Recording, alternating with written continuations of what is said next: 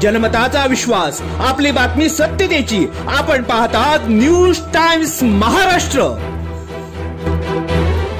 एकूण घडणाऱ्या राजकीय अस्थिरता आणि पक्षफोडी आणि राजकीय पक्षबदल यामध्ये गुन्हेगारी आणि महिला वर्ग यांच्यावर होणाऱ्या अत्याचार यांच्या बाबतीत मोठमोठ्या घटना घडत असताना देखील राजकीय लोक आपली पोळी भाजून घेण्याचा प्रयत्न करत आहेत. ग्रामीण विविध भागात राजकीय डोकेफोडी होत असते, मात्र हे राजकीय नेते एकत्र आहेत.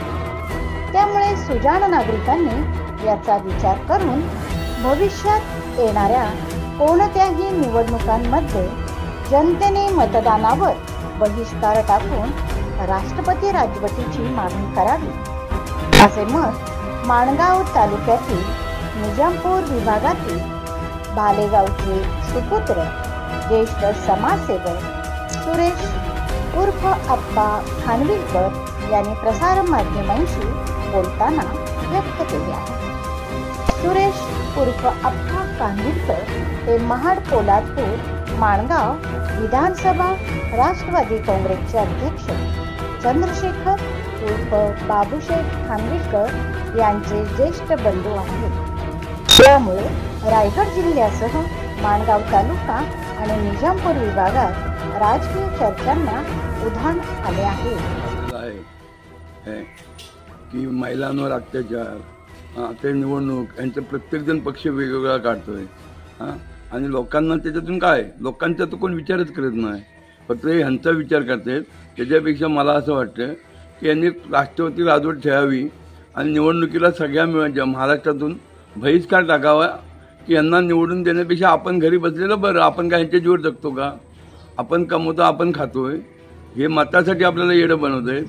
त्याच्यामुळे की सगळ्या महाराष्ट्राने जर विचार केला की ह्या आमदारकीच्या निवडणुकीला कुठल्याच पक्षाला मतदान करायचं नाही, बहिष्कारच टाकायचा, तेव्हा आपला जनतेचाही विचार करू शकतील. नाही तर विचार करणार नाही. यांना काही जनतेची घेणं देणं पडलेलं नाही.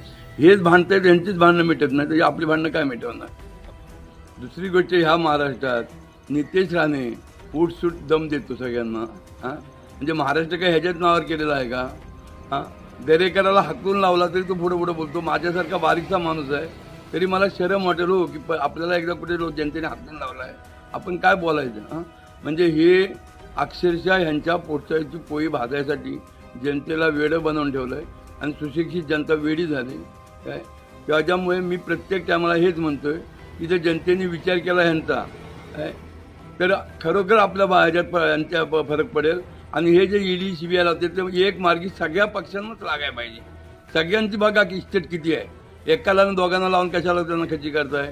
सगळ्यांचं जर केली तर देशाची सुधारणा कितीतरी होईल. देशाला पैसा कमी पडणारच नाही. प्रत्येकाकडे 7-7 पिढीची इस्टेट आहे काय, कमी नाही. त्याच्यामुळे हा जर सगळ्या जनतेने विचार केला, मी ते एक साधा आणि खेडेगावातला माणूस आहे, पण जर संपूर्ण जनतेने सुशिक्षित विचार केला तर यांना मतदान करणं नाही, निवडणुकीचा प्रश्न येणार नाही. 5 वर्ष राष्ट्रपती राजवट चालल्यावर बघा प्रत्येक देशात फरक पडला नाही. तर माझी आठवण काढा. महाराष्ट्राच्या जनतेला मी एक सुरेश रावसाहेब खानविलकर अशी विनंती करतोय की येणाऱ्या ज्या का आता निवडणुका असतील ह्या सगळ्या निवडणुकींवर बहिष्कार टाकून सगळ्यांनी सुशिक्षितांनी आणि सगळ्यांनी खेडेगावातल्या पण माणसांनी सगळ्यांनी राष्ट्रपती राजवट मागावी ही माझी सगळ्यांना हात जोडून विनंती आहे. की राष्ट्रपती राजवट मागितल्याशिवाय आपल्याला न्याय मिळणार नाही. हे जे अन्याय होते हे बंद होणार नाही.